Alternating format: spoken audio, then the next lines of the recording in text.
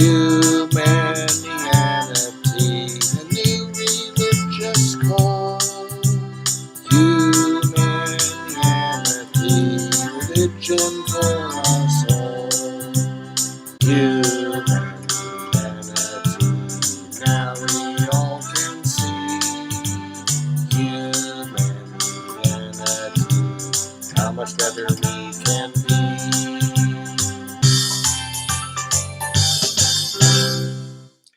Hi, I'm Bill Van Fleet, and this is Humanianity Conversation number 18, recorded on April 4th, 2019. It is the 9th recorded conversation with my friend Mike. We talked about some concepts stimulated by the anticipated discussion of animal rights in an upcoming group meeting, namely the concepts of empathy, sense of self, sociopathy and narcissism, and animism and spirituality. Again, reference was made to the Mind-Body Problem book, available free on the website humanianity.com under philosophy, containing, I believe, some very central concepts. The concept of empathy is, I believe, one of the most important concepts in Humanianity and, of course, in the issue of animal rights. Couple of weeks. How's things going over at the Humanianity?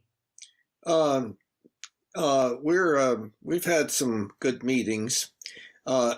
Speaking of Nova Social, tonight I think is going to be an unusually emotional meeting, perhaps. It's on animal rights, and I did actually go ahead and view the Earthlings documentary. I don't know whether you are familiar with that. No, I've never seen it. It's a long documentary about, Earthlings are life forms that are on Earth. And so that's we humans and all the other animals, and of course plants also, but plants were really not a part of this. And had to do with all the terrible ways in which we cause enormous amounts of suffering and horrible death for the animals that we use in so many different ways. And apparently,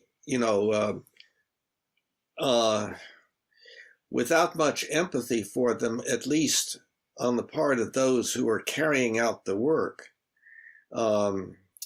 And then the rest of us just don't want to hear about it or understand that when we eat meat, what we are complicit in. And and then, of course, tied in with that is the question as to whether eating meat is a good idea for health or not. And the pendulum is swaying very much in the direction of no, eating meat really causes problems. And so I posted the something to the contrary, namely the daughter of Jordan Peterson being interviewed by Joe Rogan, and how she had a lifetime of autoimmune problems from childhood on, and had all sorts of disability and horrible depression and arthritis and all sorts of difficulties, and through gradual experimentation, she came to eat a completely a meat-only diet, only eating meat, and at long last was symptom-free, was able to discontinue her antidepressant medication and her other medications and so forth. And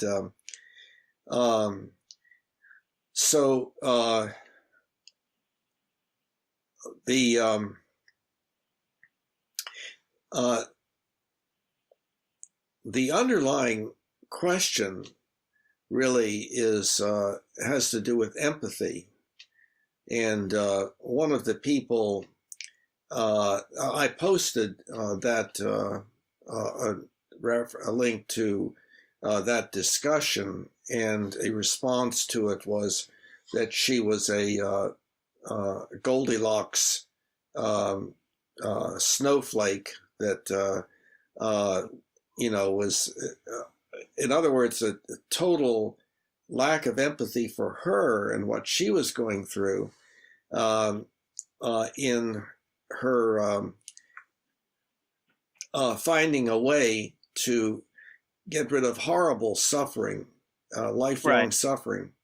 And so there are different sides to this issue, of course, and but I think the underlying problem, the underlying question, is that of empathy, and whether we have empathy in the first place with each other.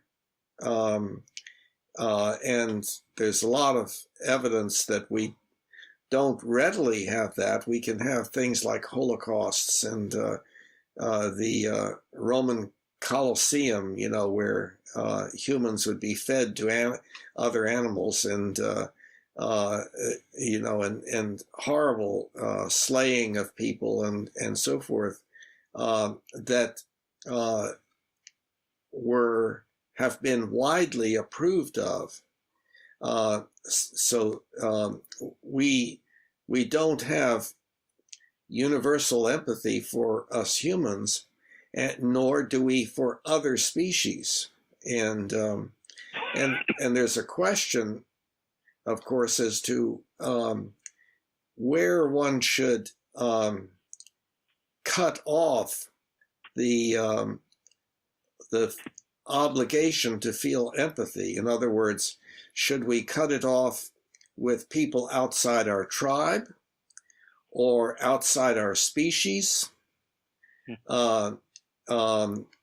Should we have no concern about causing tremendous suffering to a dog, a pig, a cow, a turkey?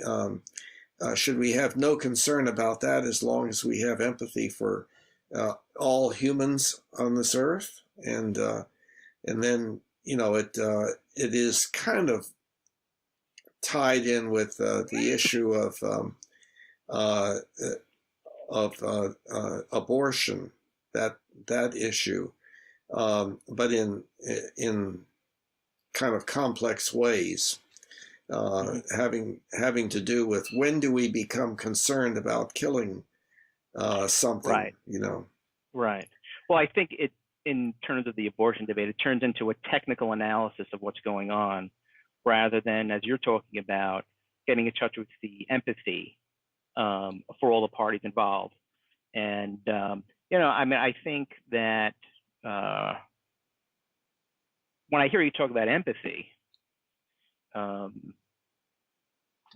hear you talking about it almost as if it's a choice that we could make to be empathic or not.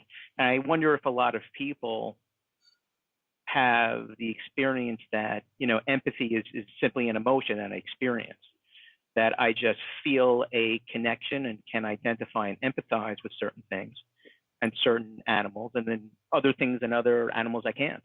Almost like I like certain, it's a whimsical thing. Okay. And this idea that you have of taking control over empathy is interesting. Well, yeah, okay. So there is a question, and of course, all of these questions ultimately go down to the mind-body problem, and free will versus determinism and stuff like that. But not going that deep into it at this point. There's the question as to whether we can control how we feel in any particular way. And that question is answered in a particular way by virtue of cognitive behavioral psychotherapy, where depression is cleared up by certain procedures that the patient engages in order to bring that about, in order to get rid of sadness, feelings of hopelessness, and so on. And at one place in the website, Humanianity.com, it talks about our having an effect on our thoughts, feelings, and behavior, anything that at least it seems like we have any control over. So, so to say, well, whether we have empathy or not for some set of life forms, that's we can either make the assumption, oh no, we don't have any effect on that, or we can say, well, yes, we can have we can change our empathy. We can become more empathetic toward any of our species, or toward any animals that seem to manifest evidence of suffering, pain and suffering. Yeah, I mean, I definitely think that when people are talking about empathy being an emotion, and I experience these things, and I feel the way I feel, and what am I supposed to do about that? I think that they are. I think we need to really clarify what we mean by the ability to change. So you certainly can't, at will, through an act of will, just suddenly to choose to have empathy or choose to not be depressed or transition from feeling happy to sad. I mean, I can, to a certain degree, choose what I think about. Okay, I have to stop thinking about this, and now I have to go to work and think about that, and emotions are a little bit different. But that doesn't mean to say there aren't strategies that can be taken and things you can do to change how you feel and change your level of empathy. And one of the things you just mentioned is going through a process such as cognitive behavioral therapy, or other therapies, in fact, and also exposing yourself to new ideas that would make you change the way you see, the world, has an impact on how you feel about things and the things you believe in. So I wonder and I think there are, if you speak to people in regards to animal rights, a lot of people that I have seen in the animal rights arena have a tendency to do that. So if they encounter somebody that doesn't agree with their value system regarding animals, they'll say, well, it's because you're not informed, read this, this, this, and this. And a lot of the times I find that people decline to do that. And I think that has a certain degree to do with how that request is delivered. A lot of times animal rights people can be very off-putting the way they come across. But I also think it's something more than that. I mean, I think for a lot of people, the idea of changing is they have some resistance to that. And I think that's pretty much across the board. So it's like, I get the impression that's what's going through somebody's head when they're suggested, why don't you read this book, watch this documentary on animal rights group? Things like, well, what if this person's right and these animals really are treated bad? I like eating meat. I don't want to stop. I want to continue doing what I'm doing. So I'm not even going to expose myself to that input just in case it changes. And also things like, I'm comfortable where I am. What would I be like? What would the world be like if it wasn't depressed? I wouldn't know how it would be. I can't envision myself that way. So I think there are a lot of resistances to it, to that to engaging in change in that way. And I think part of that, in fact, is I think is informative about why Humanianity doesn't have the kind of scale that we were hoping to, or the level of interest. Why people don't really engage in the work of creating their belief manual, even though all these ideas are really so good. There's just something that I've noticed across the board in every person, including myself. There's this inertia that people have to just not move forward, not change. And some people have it more than others. But I think what I've experienced is that the more you engage in change, the less that inertia. It's like you lose mass, basically. It's like the more you change, the lighter you become, and it's easier to change, kind of like in the future. I think, when it comes to having empathy, it seems like that's one of the main factors of pain, suffering, and early death. And in fact, I don't remember Humanianity going into that aspect of it that much with regards to empathy for others in what I've read.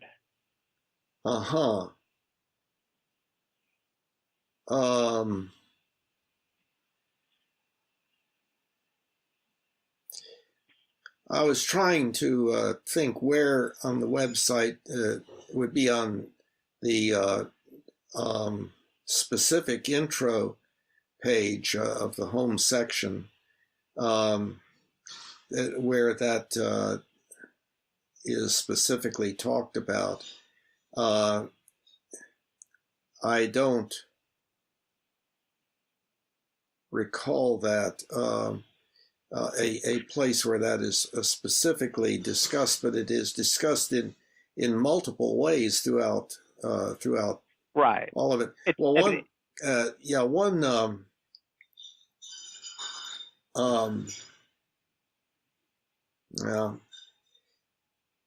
was thinking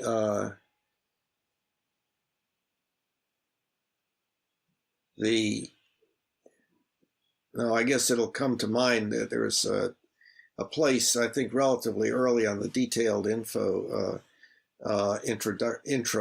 part of the home section that does speak to that. But I think one of the but basically, see,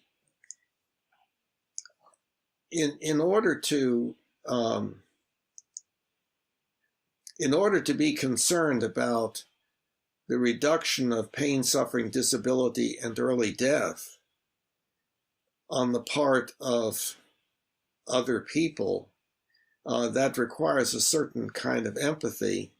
Well, the empathy has to do with the issue of tribalism. The concept of tribalism is that there is a significant difference in level of empathy for those within one's tribe and those without. So the people that are not in our tribe, we can much more easily cause suffering and death to. We can attack other tribes. We can engage in the extreme in genocide. We can have empathy for each other in our gang and have no difficulty victimizing people outside the gang. So at all different levels, it's like, you mean the most to me. I care about what you feel, and I want to know what you feel and how you think about things and so forth. But that's not true as far as just anybody in the world is concerned. And so we have these tendencies to have increased empathy toward the center of one's sphere of influence and reduced empathy for those relatively distant. But even people that we have significant effect upon. So the person that we're robbing or killing, we're having a drastic effect on that person, but we're not having the empathy for that person that we would for somebody that we felt, quote, loyal to. So I wonder if it's beneficial for us to kind of nail down what we mean by empathy. good. What is it? Because Yeah. there's empathy, there's sympathy. So when you talk about empathy, especially I know on the website on humanianity.com, how are you defining it? What do you mean by that word?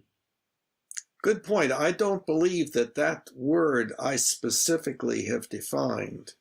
What I have said is that, and this kind of points out what it's talking about, is that it is by virtue of our first exponential change, making us drastically different from all other species and drastically different from the way we were before, was that exponential change was the development of symbolic language capability. And what that has enabled us as a species to do is several things, primarily two or three. One is to have substantially increased empathetic capability. In other words, I can understand what it's like to be you, and for you to be going through what you're going through, because you can tell me, and no other species can do that. Now, other species can see other members of their species and perhaps understand right away that, oh yeah, this member is suffering or something like that. But for me, for one member to say to another something like, in the example that I use, that I can tell you what I was thinking about yesterday doing tomorrow and how I feel about that, and what I think you may be thinking about how I feel about it. That stuff like that, very complex issues involving details about what's going on, quote, in the other person's mind,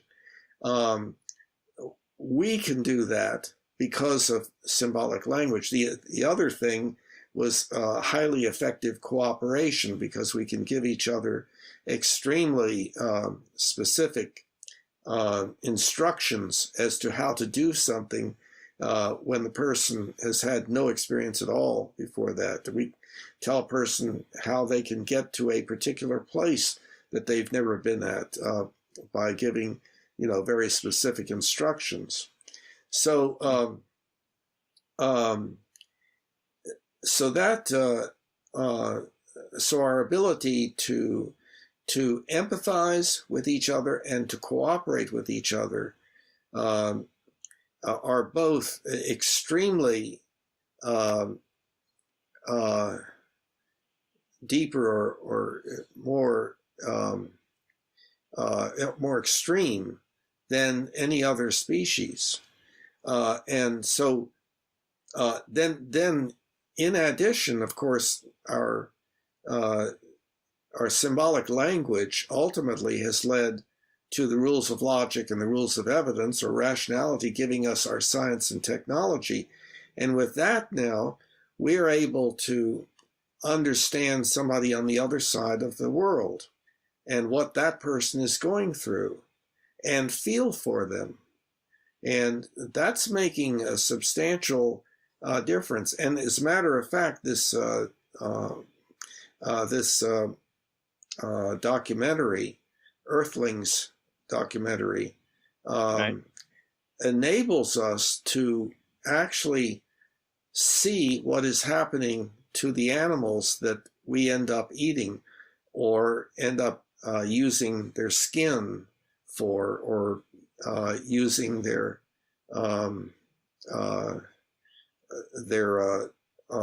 neurological makeup as determined by scientific experimentation and so on. So so we can see the animal struggling and see the animal looking around with a frightened expression, or looking rather sad, or something like that, and that can increase our empathy for such species. So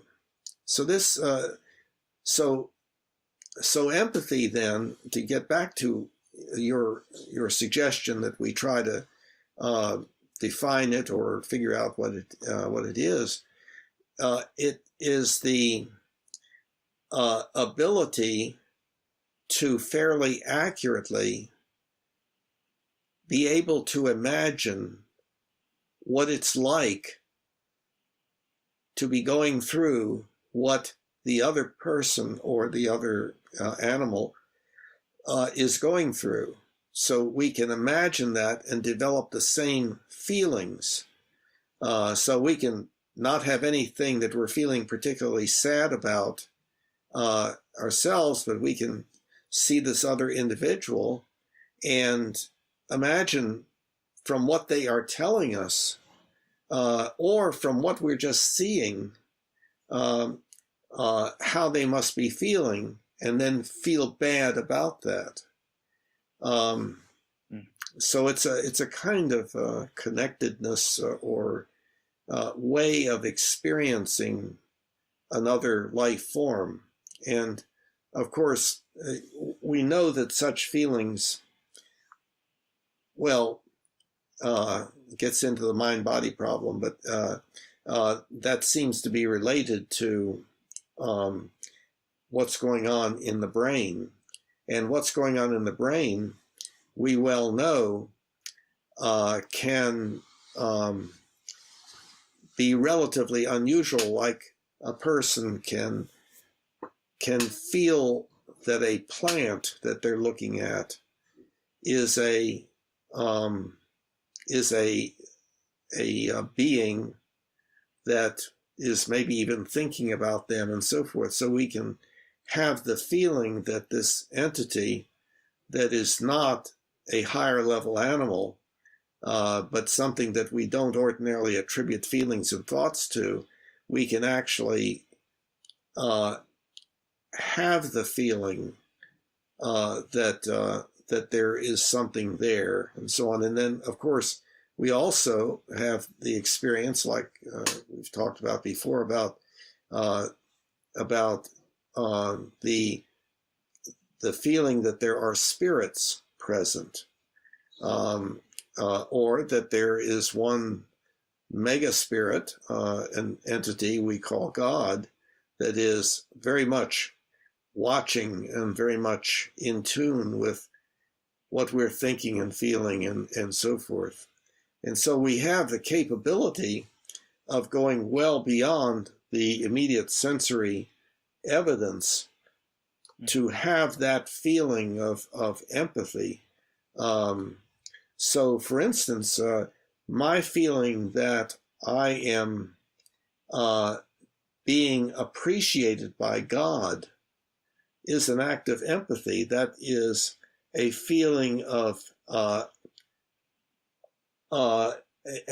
feeling that is also a belief that that God is feeling a certain way. So that would be on the list of things that we could call empathy. And so so empathy is not completely dependent upon the presence of a physically observable object that moves around and that we would say was a living entity, or a human, or an animal, or something like that. So does that pin down empathy a little bit more? Yeah, I think it does. I think it's the ability of, we don't know if other animals can do it, but in the way we're talking about it, I think it's the ability for a person to imagine and as a result of that imagination, feel what another being could be feeling. Mm-hmm. And I think, when I was thinking, but also to feel something in response to that. Yeah, I said to feel. Oh, I see. It's one derivative down. So it's to feel what that animal, what that other being is feeling, and then then have some kind of feelings about what that animal, what that being is feeling. Mm-hmm. Yeah, I see what you're saying, and I would agree with that final step. And whether that feeling is positive or negative, but any derivative, and that final feeling you have about what that other animal is feeling is empathy. So in a sense, but that feeling in response to the belief as to what the other animal is experiencing, right. That feeling might be present or not, or present to a certain degree or not. Like, I can see this person is suffering, but that doesn't bother me, kind of thing. In which case you have no empathy. Well, it would depend, I guess, on how you specifically defined empathy. It would. Right. Well, that's why I'm wondering if that last derivative is important. So you're saying it's my ability to imagine what another being is going through and what the other being is feeling, and then a feeling is generated based on what I think is happening. Mm-hmm. And it's that feeling that's generated inside of me based on what another being is feeling, that is the empathy. So in a sense, empathy is a feeling in response to what we imagine someone else or something else is going through. Yeah, and I think it could be defined either way, but it's likely it would be much more likely that it would be the second way, actually having the feeling, the feeling response that right. And one of the reasons is that feeling response would be a motivational state that would produce some kind of behavior, that would motivate some kind of behavior. So if it would be sadness, we would want to get rid of the sadness, so we would want to make the other person feel better so that we were not feeling so sad about how sad they were feeling. Right. Right. But I think it's also important to recognize that you could engage in an empathic action, an empathic behavior, without that empathic feeling. So I think an empathic feeling is the feeling that I would have inside of me about what another entity is feeling. But then there's also an empathic action that I can take, an empathic behavior that I can do that doesn't necessarily require the existence of that empathic feeling. For example, I can watch that documentary, not have an emotional reaction, but do some kind of mental calculation in my head. Well, I can see these animals are suffering. Suffering is bad. Therefore, I'm not going to do X, Y, Z. Mm-hmm. And changing your behavior to not do X, Y, Z, I think could be considered an empathic action. Because it was done, right? But there's an even better example, I think. Let's take a sociopathic individual, not somebody with an autistic spectrum disorder, let's say, but instead just sociopathic, who could indeed read other people very well, but have no particular need to make the other person feel better or prevent the other person from feeling worse, and in fact could make use of that information or that knowledge about the other person. This person, is really suffering, and I can trick the person by pretending to do something that would alleviate suffering, and then that would lead the person to go along with what I wanted them to do, and so on. So Yeah, absolutely. And I think, that's an example. That's one of the classic symptoms of the sociopath. Yeah. Somebody who lacks, and a psychopath, somebody who lacks in empathy and has more of a conscious choice. I would imagine, just intellectually, cognitively, about how to respond, rather than being motivated by an emotional state. Well, Interesting. Yeah, but maybe a little bit different here.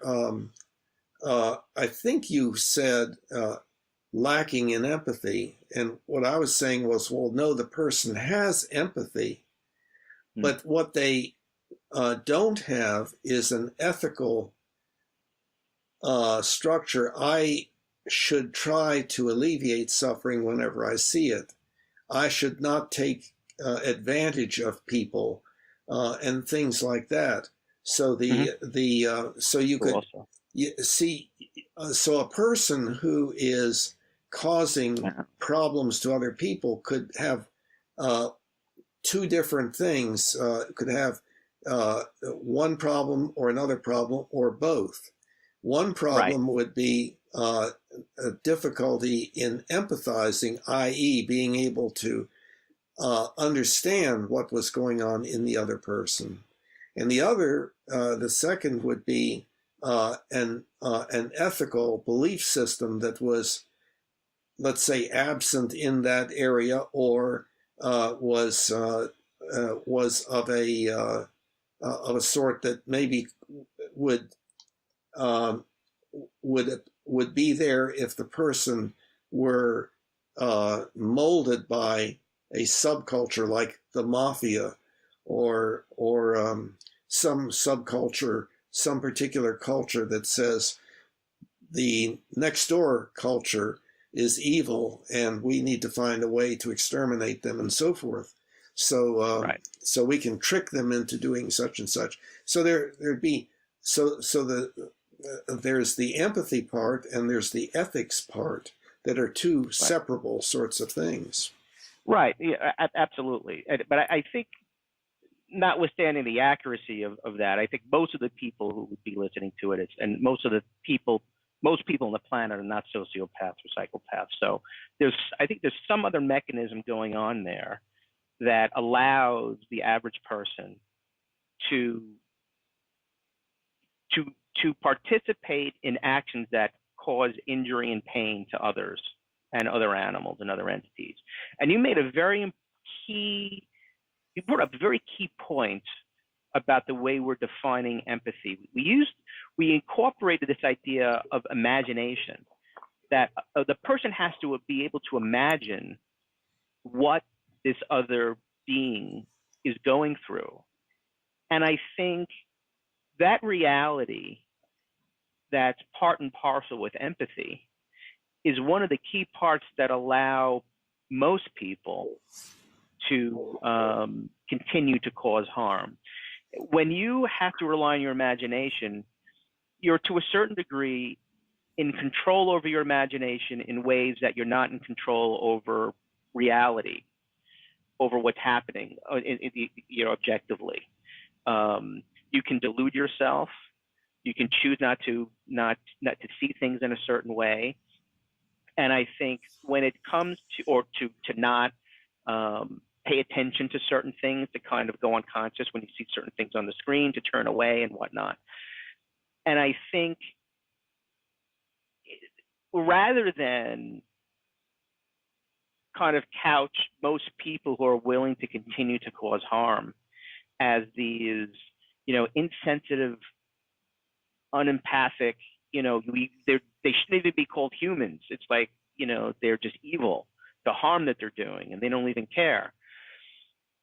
I think that's one way of looking at it. Another way of looking at it is these people, for whatever reason, are choosing to delude themselves and to imagine things in a certain way to cause some kind of benefit for themselves. And that benefit might be to avoid the pain that they're feeling from the empathy. Because to recognize that, by me doing X, Y, Z, I'm really causing like a tremendous amount of suffering. I could look in the animal's eyes and I can see it. I can feel it. that doesn't feel too good. So one way of looking at this is people who avoid being empathic I think, are people that are very, very sensitive. So people that are very, very sensitive, empathy can be painful. And as a protective mechanism, they shield themselves and they encourage certain changes to their imagination and in the way they see things to avoid that pain.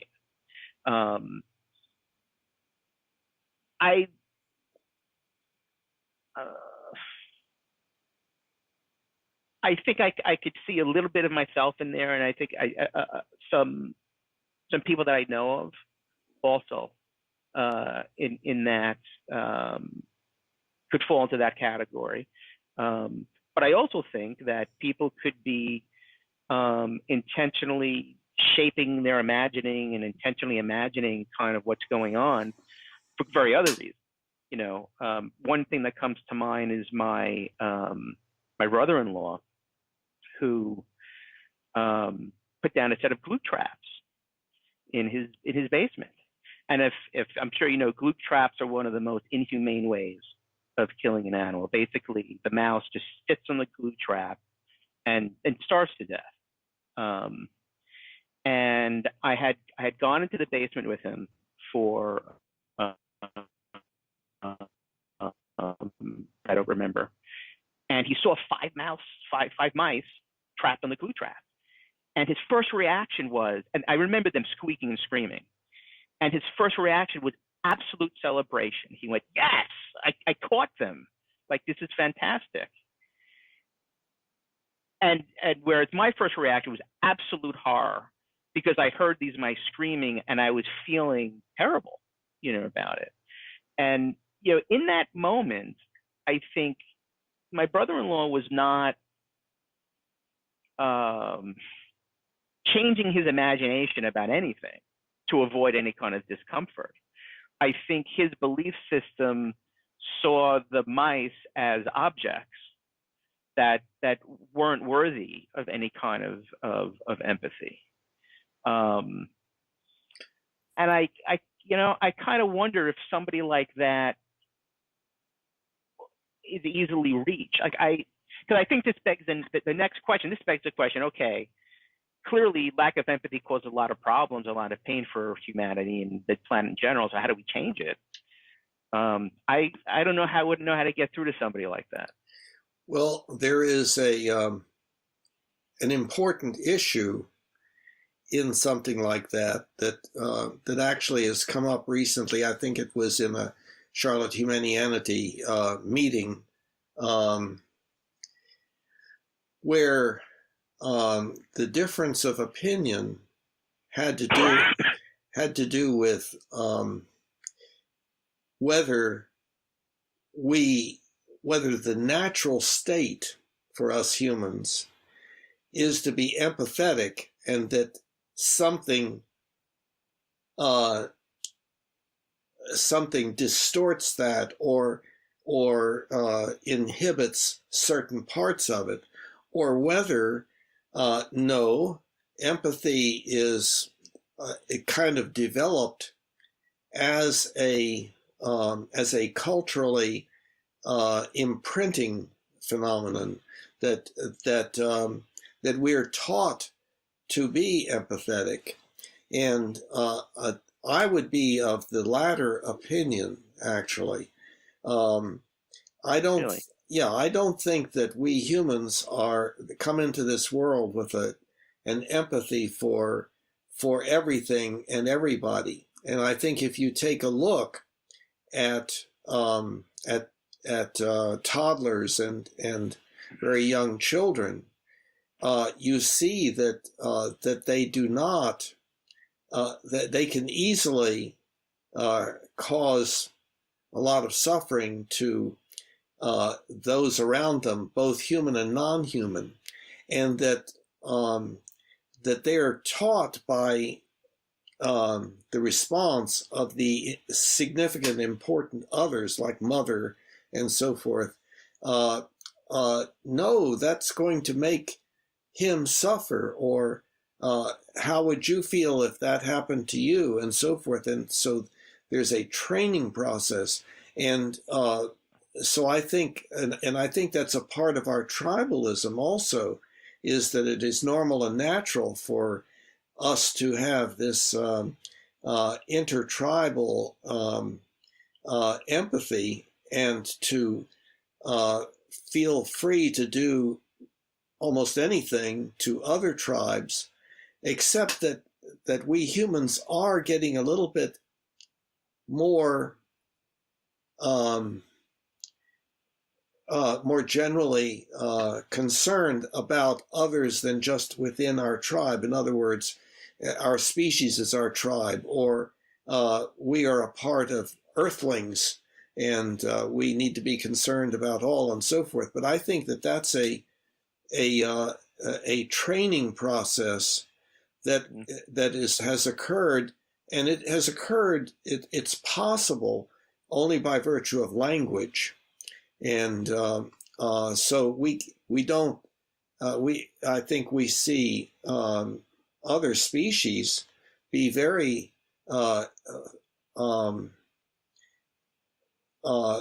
have no difficulty causing horrible pain to certain others of their own species or of other species around them. And yeah, go ahead. I think it's interesting because I think in what you just described, you're talking about a certain type of empathy. I think you're talking about an empathy that results in the person choosing to act in a way that reduces the other person's pain. And I kind of see this a little differently than you do. So like your example of the toddler, you see a toddler's ability and tendency to cause a lot of harm in others. I don't think it's because they lack empathy. I think in order for an infant and a toddler to survive, especially as I see my daughter, who's 2 now, grow up, she has a great deal of intimacy. If you, as we're defining intimacy, her ability to imagine. You mean empathy? Empathy, rather. I'm sorry. Her ability to imagine what I'm experiencing and what her mother is experiencing, what her caregivers are experiencing, other kids, is certainly there. So my daughter can tell when I'm not happy or I am happy without me saying, and even sometimes without me even, I think, consciously, or my wife consciously, being able to kind of even non-verbally communicate what's going on. But I think for that reason, I would say, I'd also think that for an infant to survive, not necessarily an infant, but maybe a rather mature infant, 6 months, 8 months, years old, or a year, that they have to be able to imagine what's happening in their caregivers so they can elicit the response that they want to elicit, unless that response is somehow genetic, which it very well could be. But I actually think that there's other reasons why toddlers don't and children don't do the right thing, so to speak. Well, I don't think it's because of lack of, let me just finish. I don't think it's because of lack of empathy. I think it's because you have to be taught to, you have to be taught the value of, to oneself, of decreasing another person's injury or pain. Isn't that empathy? Well, it's empathy. It's empathy if you add that extra piece to it. If you add the piece to it, like I said at the beginning of my previous statement. So if you add that extra piece to the definition of empathy, that true empathy means the person then takes action to decrease the other individual's pain and suffering. Then yes, that has to be a learned behavior. But we originally defined empathy without that piece. It was our ability to imagine what is happening inside another person, and then having a feeling generated inside ourselves based on that feeling. But now you're talking about adding another piece. You're saying, based on that feeling I'm having, I'm now choosing to change my behavior so I don't so I don't cause as much pain, suffering, and early death. Okay. And I think it's that piece that needs to be taught in people. Okay. Let's try to go back a little bit more basic. Namely, the baby comes out into the world. And so now there is this interaction between the baby and its mother. And that is a very conditioning kind of situation or process. In other words, the infant begins to realize that what the infant does has varying effects on this other entity. At first, we are assuming that the infant does not have an awareness of self as opposed to other and as opposed to surrounding environment, but that fairly rapidly the infant begins to feel like there is this entity that comes, there's all of this stuff that remains familiar at any time, like the way I feel right now and the fact that my arm moves and how that feels, right, and so forth, that produces a concept of self. And then there's this thing that comes and goes and is so important because it seems to respond to what one is doing. If one is crying, then certain kind of response comes. And before long, the infant is observing those signs on the mother's face or body and so forth that indicate different emotional states on the part of mother, so that the child really, as a conditioning process, begins to get kind of this impression as to what this significant other is likely to do or not do. And that would not be true of something that appeared every now and then, like maybe once, and behaved in its certain ways and was obviously different than mother and so forth. So that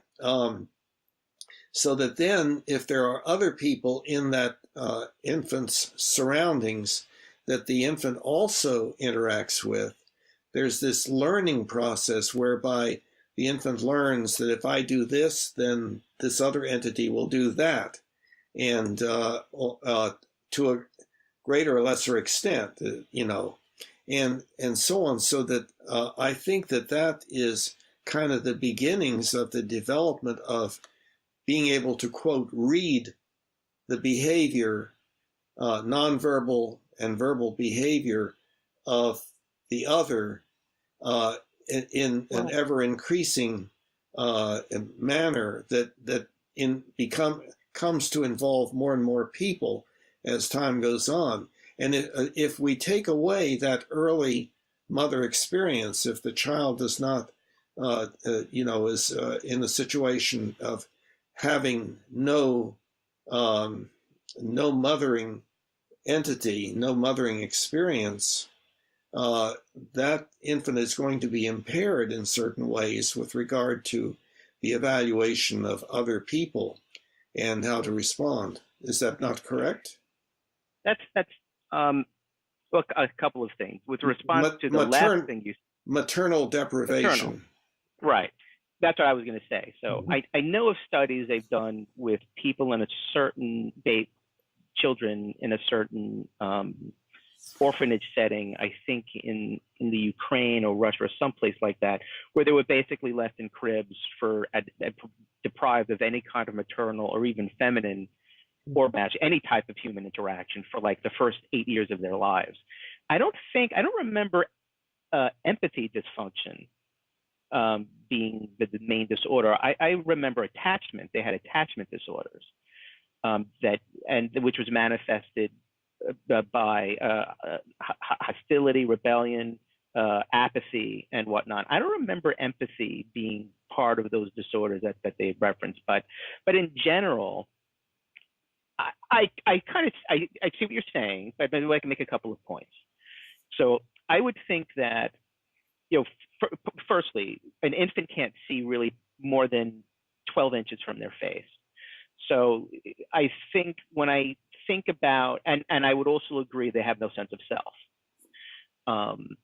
So I think when we're talking about what the baby is learning, or what the infant is learning, that they can affect change to is their environment. But their understanding of an environment doesn't exist because everything is all one. They have no sense of self. So I'm referring to object relations theory here. So, it's not the mother, it's the breast object. It's the feeling in the infant that lends lends satisfaction. It's the id. So the infant does some reaction, something's put in their mouth, and they feel a sense of satisfaction. So it's not necessarily the mother; it's more the environment. But I think where empathy does start, and this is my main point. I do agree with you. So given that, and given you have to have a sense of self to have empathy, humans probably aren't born with empathy. It needs to be developed. However, that being said, I think just in the same way the sense of self is the natural progression of a human development, once that self and sense of self gets turned on and they can see, empathy immediately follows. That it is a natural function of a human that has a sense of self to be empathic. But so all of a sudden they have complete ability to be empathetic for everything? No, obviously not. No, I'm talking about empathy as we originally defined it. So the toddler has the ability, when they develop a sense of self, to see without being trained or conditioned in any way, to see the mother or humans or whatever, another human, and be able to imagine what they're going through. Well, okay. That's what I mean by empathy. Yeah, but there's a problem here.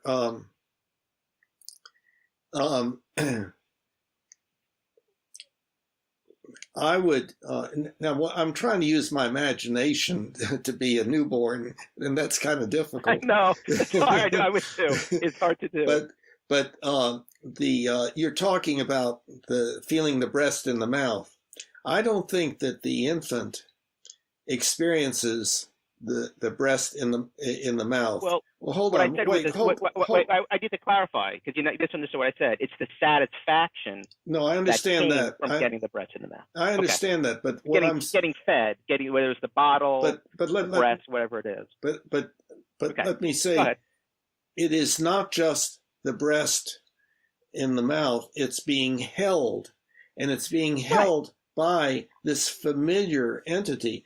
It's a totality of experience. It's a totality of experience. I don't think so. Not when you're an infant. When you're an infant, you're not held by an entity. You're just held.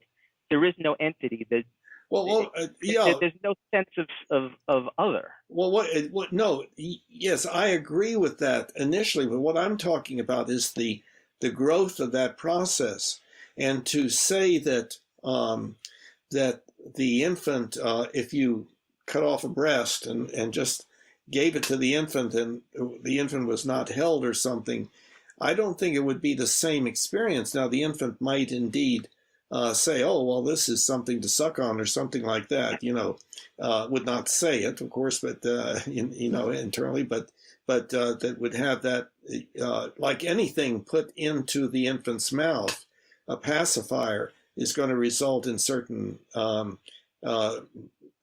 a great extent, reflexive and instinctual kinds of behavior of the mouth and so forth, and that, of course, does things throughout the brain and so on. We understand that.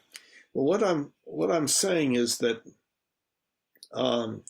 that the initial empathy is for empathy when we've gotten past the point where the infant does not have an awareness of the other as opposed to self, but has developed that, has said, I'm alone, or I'm with this other entity.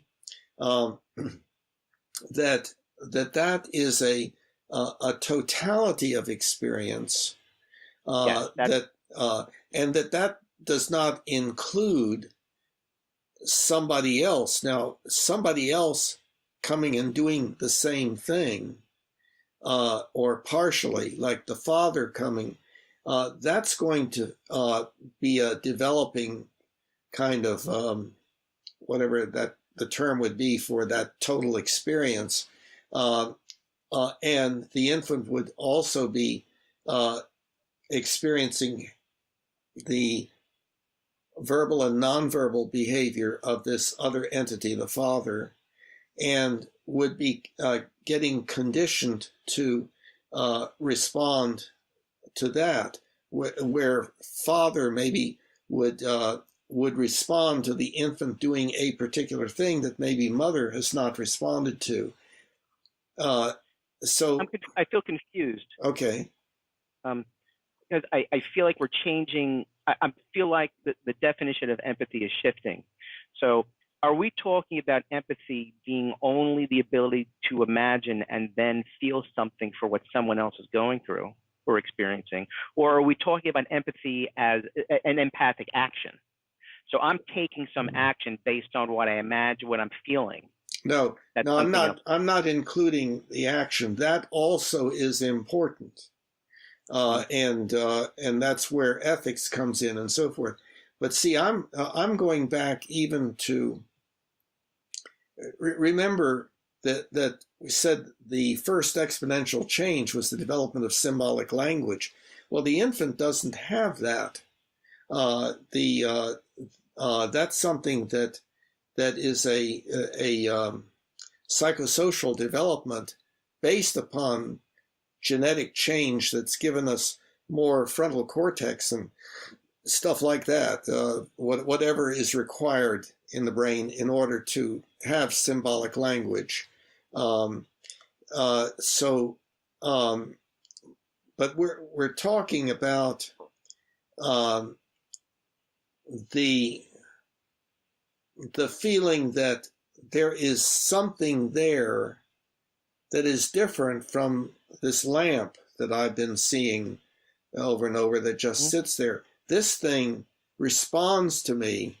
This thing looks me in the eye, and this thing has all sorts of unusual facial expressions that seem to respond to what I do, like I coo and it coos.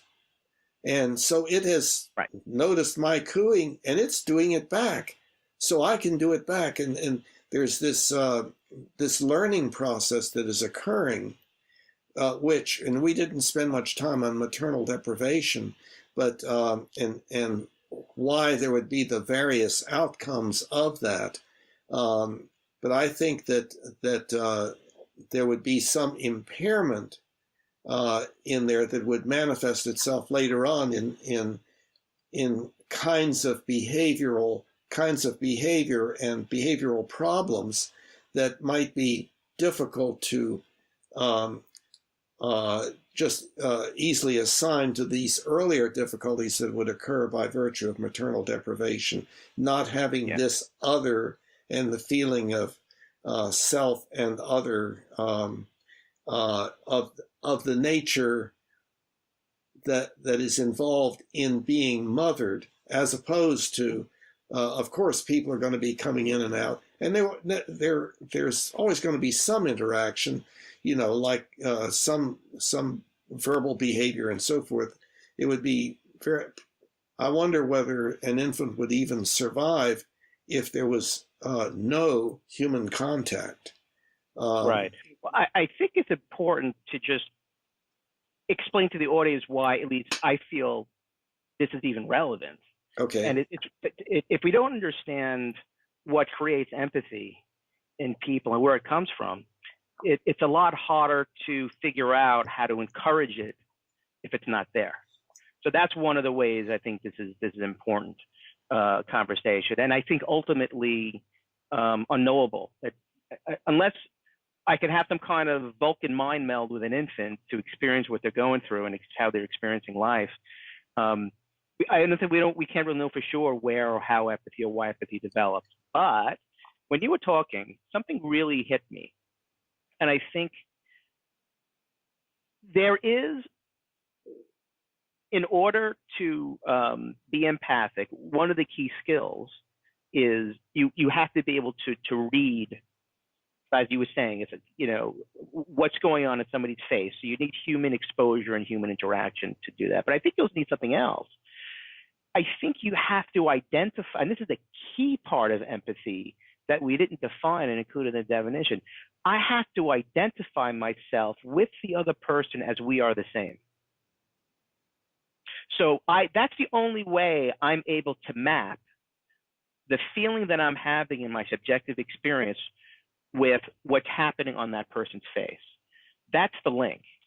Okay. And if you don't have that link, you're basically can tell someone else is upset, but you don't really know what that means.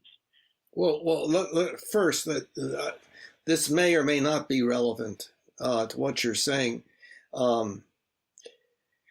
The infant,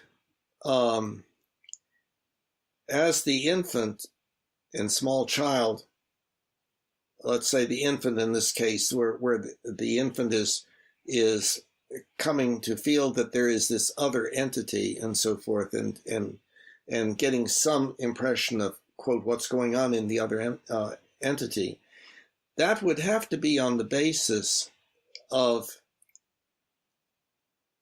imagination on the part of the infant. And imagination, the materials of which imagination occur are only those things within subjective experience.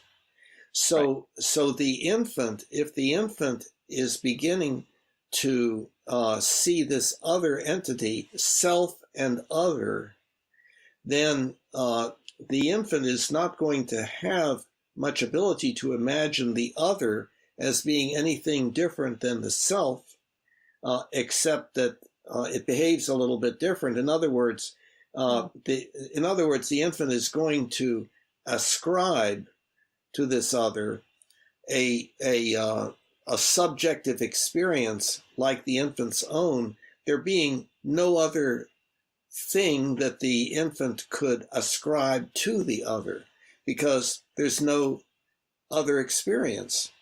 See, so as the infant gets more and more the feeling, I exist and mother exists, then, well, mother must be like I, not some alien that has entirely different subjective experience. So I think that I'm not sure exactly how that fits in. Let's see. Can you? Well, I think I could see how it fits in, and I actually did a thought experiment kind of that lead me to that conclusion of identification, Mm-hmm. which I think, in thinking about it, it can be backed up by what we teach kids mm-hmm. in terms of empathy and having empathy and how to encourage it. So I kind of think to myself, if I was raised by a computer, I know it was like somebody's thought experiment, and the only thing I saw was this screen in front of me, that I would have this feeling of comfort and warmth when I saw a certain symbol on the screen. I would probably ascribe feelings to a computer, that when I got older and I saw a certain symbol, I might project an imagination. Well, maybe the symbol is feeling sad, or maybe this feeling the computer is feeling something else. But I think in order for me to say, in order for me to, Phil, can you hang on 1 second? I got Sure. something I gotta take care of. Hold on 1 moment. Okay. Bill? Yeah, I'm here. Okay. Bill, would you mind, please? My memory is such these days that I don't fully remember what I was saying. Well, I was What trying was I to, saying? I was trying to remember the what we were, Oh, I remember. Identity. Yeah, I remember. I have my train of thought back. Before I lose it again, let me continue. Okay, where there was a divergence of opinion, I think, in that I was saying that empathy is trained rather than developed and inhibited. But go ahead. Right. And I had given you some reasons for me thinking that that have to do with self and what the infant experience is, and it's it's the breath. And I remember, and I had talked about doing a thought experiment of the computer. If I was raised by a computer, and I saw these symbols, and when a certain symbol appeared, I would experience hunger satisfaction or warmth or some other type of feeling. If I began to see the computer as me and began to identify myself with that machine, maybe because I thought I was its mother, I might start to project my experience when I see certain symbols onto that computer. So I think part and parcel with empathy, which is a whole nother place of disconnect, is this idea of identification. So in order for me to empathize with something or someone, I have to have some kind of sense of similarity between myself and that object. And in fact, I think that's one of the things that people do to avoid empathic actions. They say to themselves, well, a mouse doesn't feel pain. It's not like me. I don't identify with it. Similarly, when a child is raised, one of the things a parent might say to the child is, don't hit the other child. Do you know, don't you see them crying? Do you remember when you cried? Do you how you feel when you cry? Well, he's feeling the same thing. So what's taught in people, That's training. And what's mandatory. Yes, that's right, and that's right. Yeah, what's mandatory and taught in people is not the ability to have empathy, because that's already there. It's the ability to identify that I and the object that's suffering are the same in a lot of ways. Wait a minute. We've introduced a very complex term, identify and so forth. Let's back up for a minute before that. Let's nail down that we kind of agree that the mother says to the child, look, you're making him cry. You know how you felt when so-and-so made you cry. The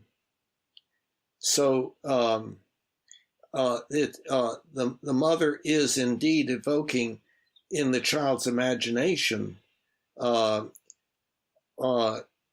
yes, the memory of how how I, the child, felt, and then the mother is saying, well, that's the way he is feeling. That is really training the child to have this empathetic response to this other individual. So it's like the empathy experience initially comes about by virtue of the child, the infant coming to have a feeling that there is I, myself, and then this other entity, mother, not yet given a name, and that there's some kind of interaction there, that if I do certain things, then I get certain responses. If I do other things, I get other responses. Like, how mothers will respond to how a child is looking, or if the child laughs, the mother will do something that will be the equivalent will respond to the laughter or respond to the crying differently. Oh, sweetie, what's the matter, and so forth, that the mother's behavior is determined by what the child is feeling and doing. And so the child gets this picture that there is this other that the child does not have the same control over that the child has over its arms and legs, but that it has some capability of interaction with, of causing to behave in a certain way. And as the child develops this, fills in this imagination of this other, it can only be filled in by what is in the child's subjective experience. And there's this meanness, meanness, that the child can now attribute to this other, that this other must have a me feeling also, that we are two me feelings, and so on. Obviously, occurring gradually over a substantial period of time and always being added to as life experience goes on. And then more people are introduced into that, or, early Right. or late. Right. Well, So I'm wondering, yeah, and like I said before, I think ultimately this is all speculation. We can't really identify really firmly, how empathy develops. But I think we can agree that, and if we shift the conversation back to adults and maybe children, which we can maybe use as a model, if we think of the way children are trained to be empathic, maybe we could use that as a model to help adults. But this idea of identification, defining what that means, because I really do think that's an important part of being able to feel empathy. So what I mean by identification is that for me to feel empathy, or a person to feel empathy, there has to be some understanding that at some level I am the same as the object. So I have aspects of myself are the same as an animal. And it allows me to have a certain degree of empathy. And I am in certain ways like other people. I'm very unlike a computer. So it's extremely easy for me to just destroy a computer and not have any issue with it. So I wonder if part of what happens here with people who lack empathy, and when I'm lacking empathy, is that I am failing to see that basically everybody and everything on Earth, from a certain perspective, is within my group. We're all on the same planet. Me and my dog Zeus, we both have hearts. When I look in his face, he kind of makes similar faces that I do when I'm frustrated. yeah, but So I think there's something that I can identify with him. So there's some sameness between me and the object. And without that feeling of sameness, it's hard for me to have empathy. Well, I think that that's a relatively advanced kind of process, and in no way does the toddler know about the human species. Okay. Not speaking about the toddler anymore. Right. Okay. Kind of advancing that to right. children and adults. So when we're starting to use the word identify with, I think sameness, that I have some sameness.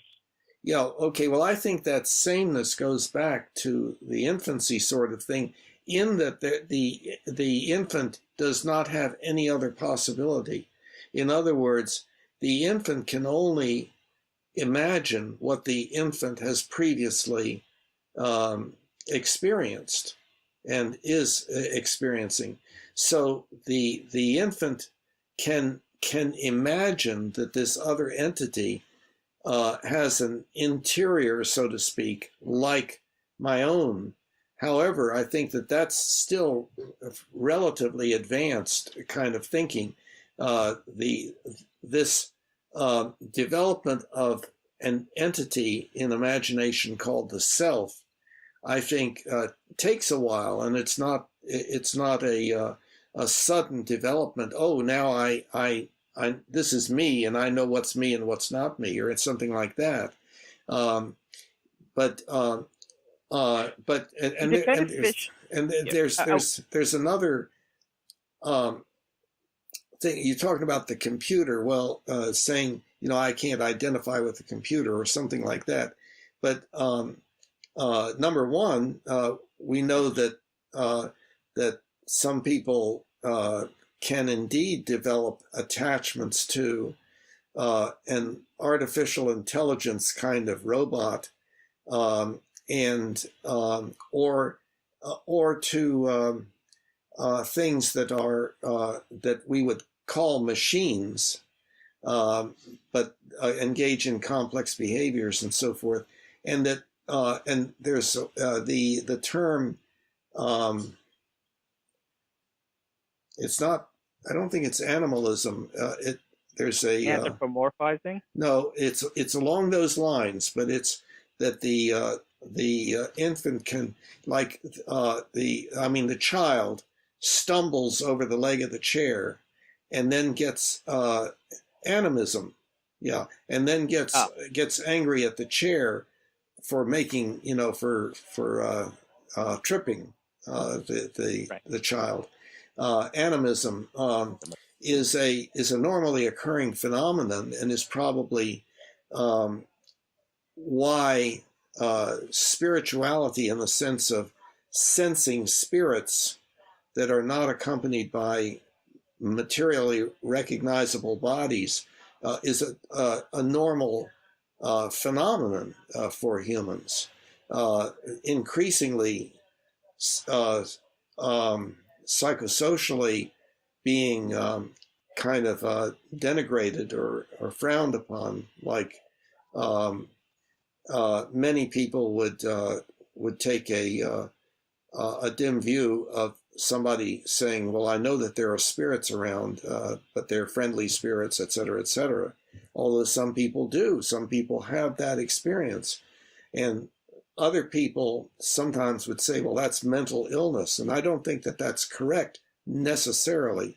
I think that we humans have always had that experience, but psychosocially, culturally, we're getting away from attributing validity to such experiences.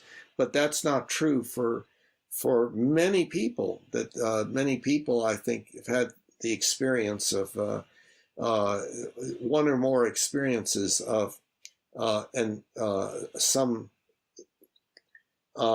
perception of and apparent interaction with an entity that could not be perceived by anybody else.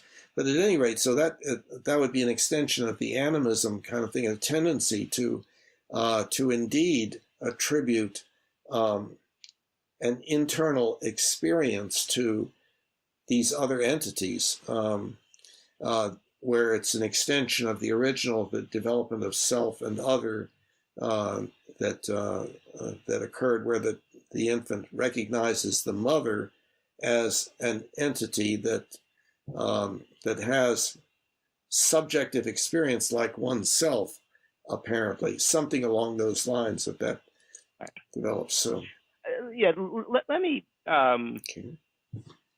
I guess, try to use a different word than identification. Let me just ask you a quick question. In order for someone to have empathy with something or someone, do you believe it is necessary for that person to believe there is something they have in common with that object? So there's something in common. There's something we share, some commonality.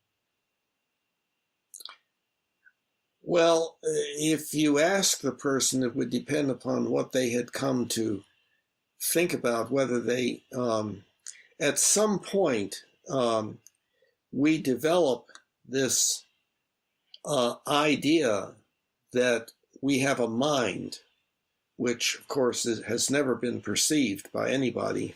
It's a supernatural concept, but that we have this mind, and we usually think of it as behind the eyes, but who knows how far back it goes, and then later on, what happens to it when you die, and stuff like that.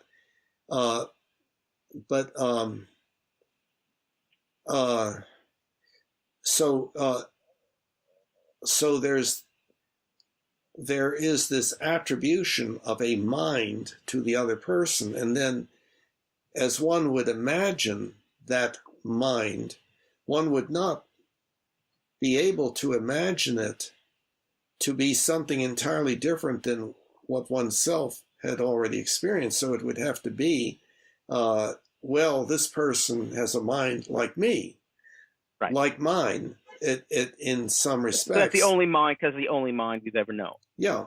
So clearly, I think you're substantiating the idea that in order for somebody to have empathy, they have to, at minimum, have the belief that we both share a mind. Because in order to imagine somebody's having a certain feeling, they have to have a mind. Okay, so let's take it a step further. Do you think they need to believe there are other things in common? Well, that, for let's example, back up. Let's back up. That mind works the same way I do. Let's back up a little bit. I think that that is true, that the person feels like the other person has a mind, but not in the sense like we adults are thinking about it, who have come to think about, well, what is the mind and where does it exist, et cetera, et cetera. The small child has not encountered those philosophical issues. Right. It's just a feeling like, right. A feeling like there's an entity like mother that has some unpredictability to it and some predictability to it. But I think that's the same holds true for adults. An adult has just this general sense of feeling. Yeah. That, you know, the dog or the human has a mind and the TV doesn't. Mm-hmm. They don't have to really think about that. It's implicit, you know, in what's happening. Well, they have to give up their animism to a certain extent. The small child might indeed feel that the TV was an entity that was entertaining them and so forth, and that you know. So again, right, true, and whether it's probably a process of elimination. But now building on that, so as an adult or a child, do you think it's necessary for even more than that to occur, more of a sense of similarity between me and the object? It's not just enough. It's kind of like it's implicit. Of course, it's axiomatic that there's this feeling of mind. But I'm wondering if there needs to be even more of this sense of sameness between me and the object I'm having empathy for. Do you think even more of this feeling and idea of sameness is required to have empathy? That would be hard to answer.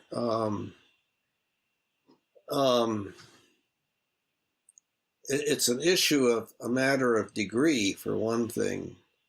Right.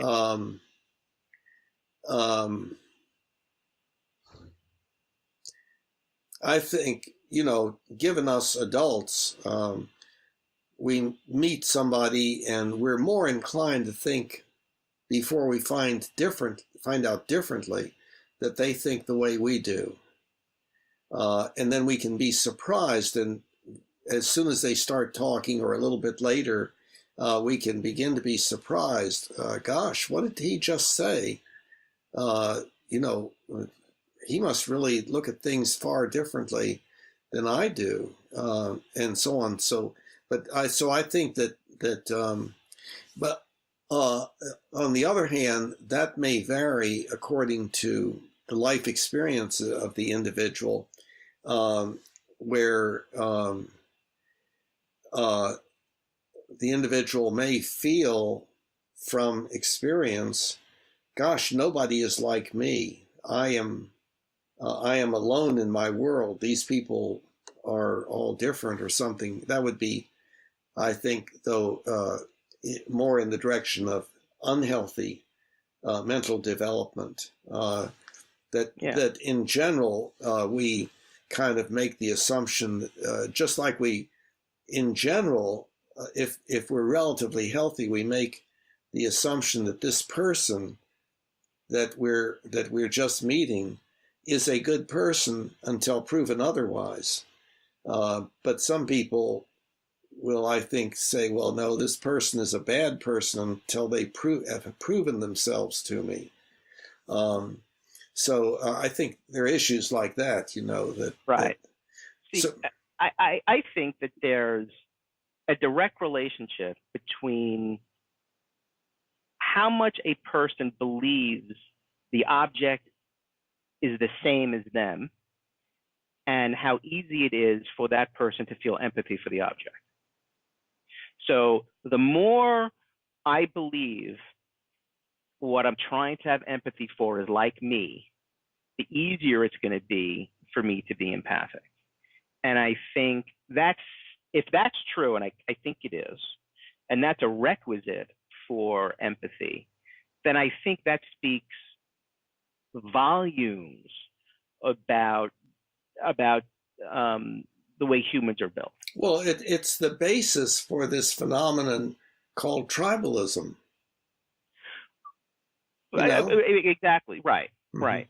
And I think one of the other things that we haven't really talked about, just because we spent a lot of time talking about infancy, is that all humans are born completely narcissistic, and there's a process of development that happens that weans them away from that narcissism, and one of those things is development, of empathy, which seems to be developed for, I think, other reasons, and we don't really know kind of why, but nevertheless, it does develop. But if we're really fundamentally saying, coming to the conclusion that, well, the human's ability to have empathy is directly proportional to how much humans believe they're the same with each other, then I think, you kind of action to be empathic here. You broke up. And if it's true, you broke that up. it's the same. You broke up. Repeat what you said. I said, if it's really true that humans have, in order to be empathic, they need to feel a degree of that the more sameness they feel with another person, the more ability they'll have to be empathic to that person just naturally. Then it reminds me of something that I've been thinking about this entire conversation that is kind of a little bit unrelated, but yet related. It's the idea of selfish altruism. That, the reason why the human needs to feel a degree of sameness with other in order to be empathic is because that human has no choice but to fundamentally operate from a self-centered, selfish point of view, from a fundamentally narcissistic point of view, which is very much in tune and supports everything in the mind-body problem book, in book 1. Yeah. That, we do exist in a bubble, and all we know is ourselves, and we project everything onto anything external to ourselves, and we kind of have no choice but to kind of be narcissistic, because that's the way we're designed, and we have to consciously kind of choose through training and through how we're raised and through natural development and through learning and education to not be that way. Well, now so I worry a little bit. I think that the mind-body problem book that you're referring to, its line of thinking is, I think it's difficult to follow, and your reference to it, I think, would lead people to believe it was saying something different than it was saying. But so leaving that aside, well,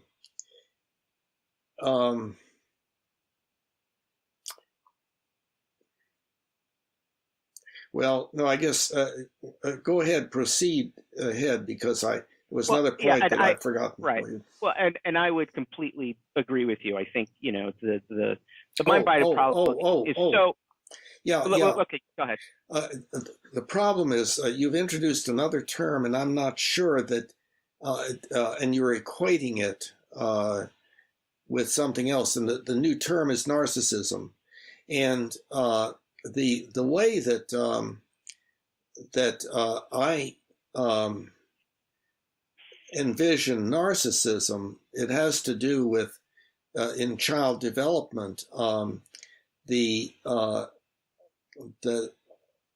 that it is normal for the child to feel admired and praised, and therefore to feel like he or she is the center of everything, because that's kind of the way that people treat the child to a certain extent. If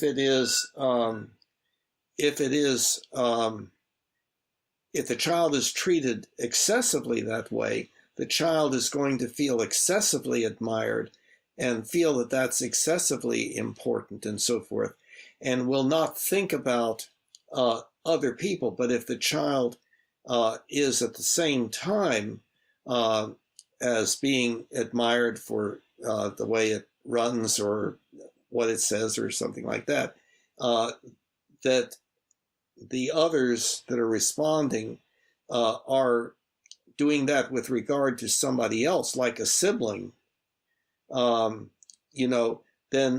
well, the child is getting the idea, well, the sibling is important also. And the child rearing process can move much more in the direction of everybody is important here.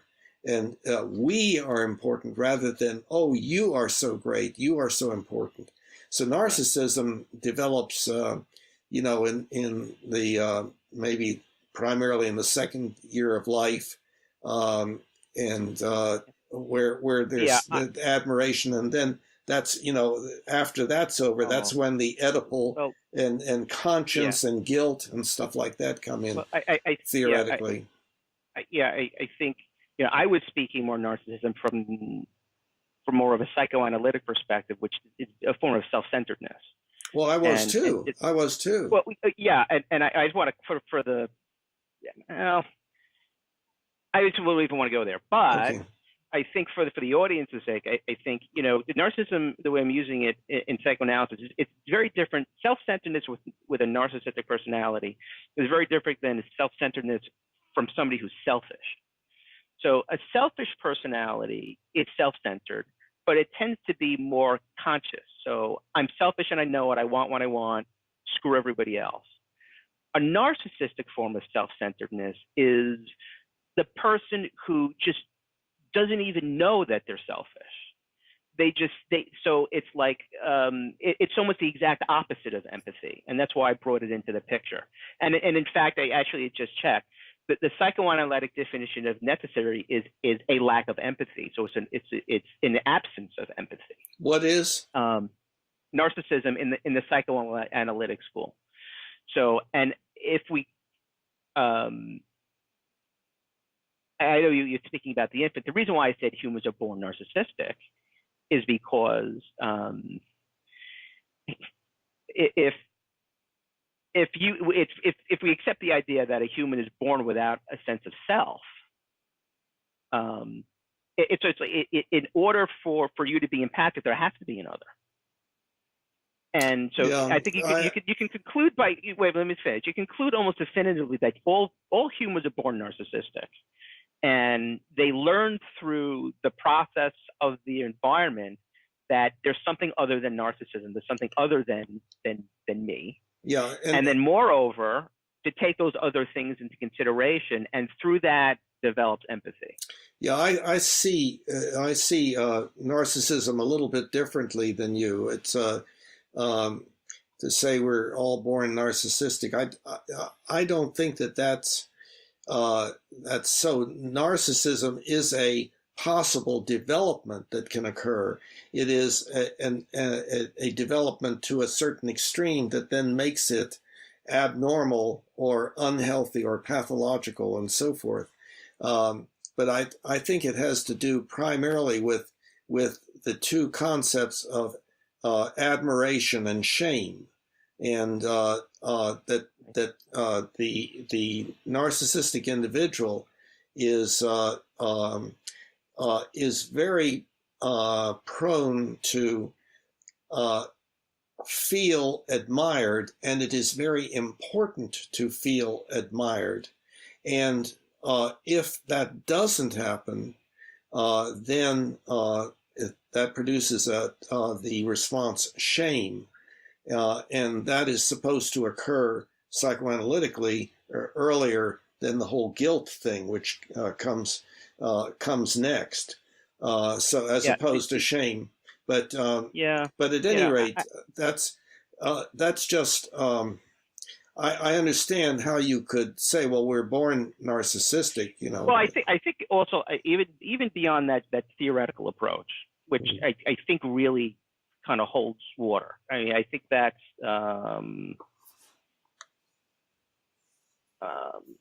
I think that that could be argued very successfully just on a theoretical basis of human psychology. But beyond what could that humans are born narcissistic. Okay. However, even beyond that, I can tell you from personal anecdotal experience, from every infant and child and toddler I have ever met, that the younger you go, the more self-centered and narcissistic the human is. And the older you get, to varying degrees, the less narcissistic and more empathic people are. Yes.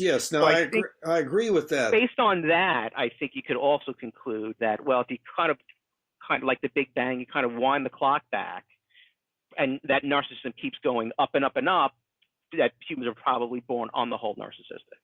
Well, I don't think that's a bad thing. It's just no, I know, but I need to make one other point. I think even beyond that, even with the way the Mind-Body Problem book describes the human experience, it acknowledges that the only thing that humans really know about reality, what's going on in their own head, as a result of their senses.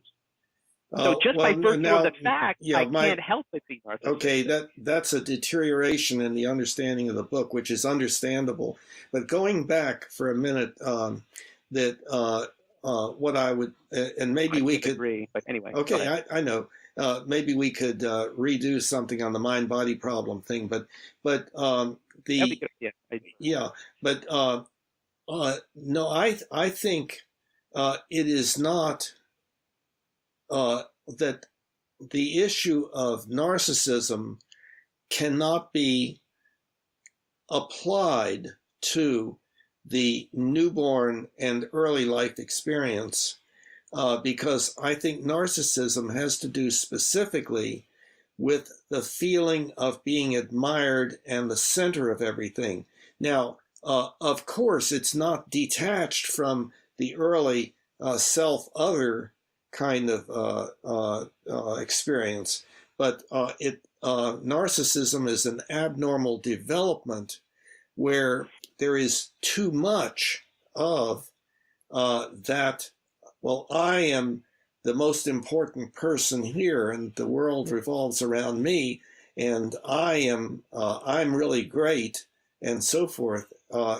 As opposed to I should feel ashamed of myself, and so on. That's a later development out of the things that we're made of when we come out into the world. Yes. Well, using your definition, I could completely understand your perspective, and that's why I thought it was important to preference the way I have a tendency to understand narcissism. Is more of a psychoanalytic view, but the way mine is too. Actually, the way you're talking about it, if you just look it up, the way you're talking about is the actual kind of textbook definition of So if I looked up narcissism in like the Webster Dictionary, what I find is an excessive interest or admiration in oneself and one's physical appearance. But there are sub-definitions, one of psychology, one from psychoanalysis, and mine came from psychoanalytic. You know, I was going to become a psychoanalyst, and I underwent years of psychoanalysis myself, and studied Freud and all of that and so forth. And so I'm speaking from the psychoanalytic standpoint and the psychological standpoint. But nonetheless, the actual definition that's in Webster under psychoanalysis is self-centeredness arising from failure to distinguish the self from external objects, either in very young babies or as a feature of a mental disorder. And Yeah, I think there is a little bit of a difference between the way we're both defining it. But I think in the context of empathy, which is what we're talking about here, they're both relevant. I think that the key thing in both the definitions we're using is that the person involved has a feeling of separation between themselves and the object. That, it's an inability to project my own experience onto the object, so I can have empathy. Yeah, I would say that the difficulty is the person does not assign the appropriate amount of importance to the other person. That I am the important one. That's the narcissistic development. I am the most important person. The world revolves around me. I am important. This other person is just one of the audience, or in the periphery, or and so forth. That's the development of narcissism, and it has to do with the experiences within child rearing and so on. So I don't use the Webster's definition. See, so I just thought for the benefit of just talking in the importance of having common definitions and whatnot, it was important. But I still think a real key, and I think it kind of just maybe summarize what everything we've been talking about with regards to development, this idea of identification, this idea of sameness, is that it's the easiest way to promote empathy in a person is to encourage in them this belief that they are the same as the object or the person that they want to have empathy for. And I'm using the word object kind of intentionally, because it's not just other people you can have empathy for. It's it's other things. You could probably have empathy for a rock, and it would probably be part of a mental disorder, but it's possible. Well, that's the animism of early childhood development. Yeah. Right. Exactly. So, when it regards to this whole, I know we started this whole conversation regarding, animal rights and whatnot. Yeah. And I also know it's a time at 6:30, so I know we have to stop soon. But when it comes to this Nova Social group, one of the things, if I was there, that I'd really be talking about is that it's the idea that in many, many ways, animals are the same as humans. As you just talked about in the beginning of this discussion, you can see they look around, you can see they're frightened, you can see they're in pain, and you don't need to be able to kind of jack into their brain to realize that. You can just now that is looked at by some in Nova Social, I believe, as anthropomorphism. In other words, that is a projection. A projection. That's just a dog, but you're making the dog into a human. And of course, I don't agree with that. I believe it can be overdone. Certainly, one can attribute more to the dog than maybe one should, but the important thing is whether we.